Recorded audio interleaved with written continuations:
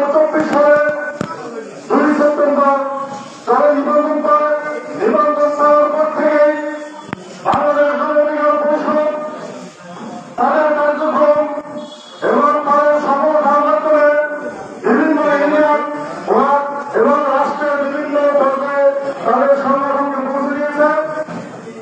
আমরা আজকে 10 সর্ব ইউনিয়ন গণঅধিকার পরিষদ সকলে একত্রিত হয়েছে এবং আগামী জাতীয় সংসদ নির্বাচনে গণঅধিকার পরিষদের গণতন্ত্র বিভিন্ন নাকুল ভাইকে থেকে প্রত্যেকটা ইউনিয়ন এসে সর্বোচ্চ ভোট দিয়ে আমাদের ইউনিয়ন থেকে সংসদ সদস্য নির্বাচিত হবে। আজকে সময় সম্প্রদায় ভাগে আর বক্তব্য দীর্ঘায়িত হবে না। আমি আমার বক্তব্য এখানে শেষ করছি। জনগণ অধিকার আমাদের অঙ্গীকার, আমাদের অঙ্গীকার দেশ জনতা। এক্ষেত্রে বক্তব্য দেওয়ার জন্য অনুরোধ করেছি গণসীমা সভা ইউনিয়ন গণঅধিকার পরিষদের যুগ্ম সদস্য সচিব মোহাম্মদ জসিম খান।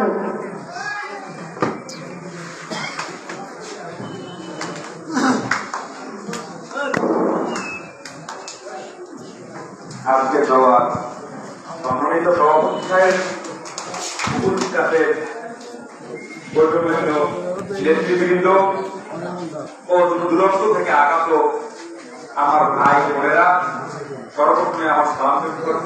আসসালামু আলাইকুম ওয়া রাহমাতুল্লাহি ওয়া বারাকাতুহু। আপনাদেরকে অনেক কষ্ট দিয়ে এখানে রেখেছিলাম, পাচ্ছিলাম না। যাই হোক, পরে আমার এখানে দর্শক, গ্রিনবাংলা টিভির পর্দায় সবাইকে শুভেচ্ছা অভিনন্দন। আমি রয়েছি গলাচিপা সদর ইউনিয়নের কাইলকাপুর এলাকায়। আজ 26শে অক্টোবর গণ অধিকার পরিষদ, বাংলাদেশ গণ অধিকার পরিষদের ৪র্থতম প্রতিষ্ঠা বার্ষিকী পালিত হচ্ছে।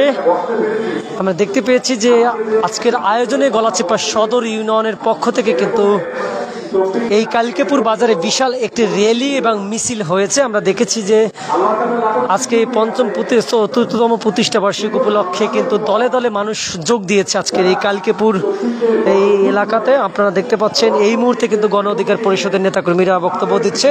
আমি সরাসরি যুক্ত রয়েছি গ্রিনবাংলা টিভি লাইভে। দর্শক,